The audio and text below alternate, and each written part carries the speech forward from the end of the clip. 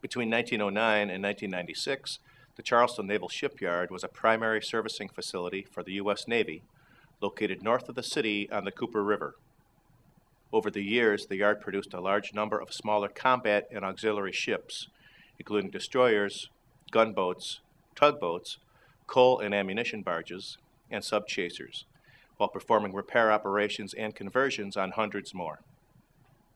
By the 1960s, the yard was primarily a servicing facility for nuclear-powered submarines. With the end of the Cold War in the early 1990s, the Navy turned the yard over to the Charleston Naval Complete Redevelopment Authority, or CNCRA. In 1996, the facility was awarded a locally owned private enterprise, Charleston Shipyards, Incorporated. Currently, this company employs 800 workers and services naval vessels of several different nations. Between the yard's closure in 1993 and its takeover by Dutchins in 1996, the facility was the focus of a massive $1.1 million cleanup campaign. According to a 1995 report issued by the Office of the U.S. Secretary of Defense, a large number of contaminants were present in the soil. Substances that were removed included asbestos, as well as cyanide, heavy metals, PCBs, pesticides, and petroleum products. The Navy and asbestos. Asbestos was used extensively throughout the shipbuilding industry, both government and private, as a flame retardant between 1930 and 1980. Because of the seriousness of shipboard fires on the open seas, asbestos insulation was applied to engines, turbines, pipes and conduits, fire doors, and bulkheads. Asbestos exposure was long known to have serious health consequences. As far back as the 1920s, it had been noted that asbestos workers had substantially shorter lifespans than the general public.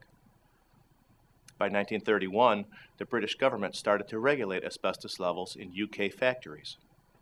One reason that similar regulations were not enacted in the U.S. was due primarily to the fact that starting in the mid-1930s, the federal government became the largest buyer of asbestos.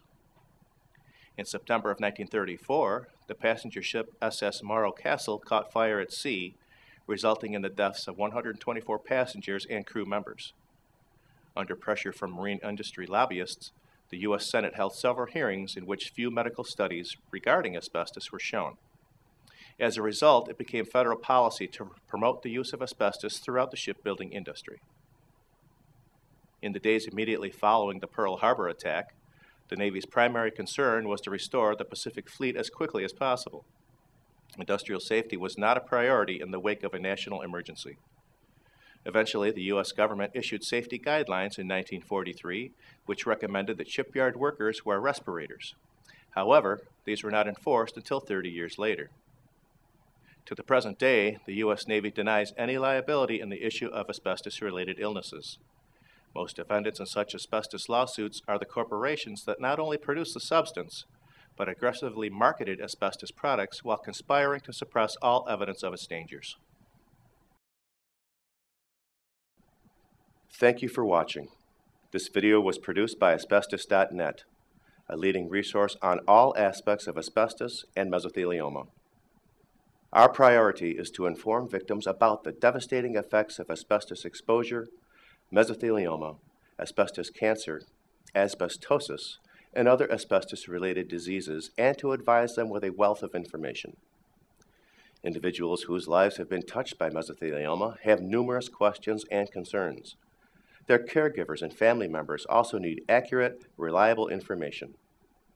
If you or a loved one have been diagnosed with mesothelioma or asbestos cancer and need more information, we invite you to visit and explore the thousands of pages of oncologist-reviewed material on Asbestos.Net, to call our convenient toll-free number shown below and speak with a mesothelioma specialist, or to use the simple contact form found at Asbestos.Net to request a free copy of our informative books, custom inserts, and DVD. Asbestos.Net.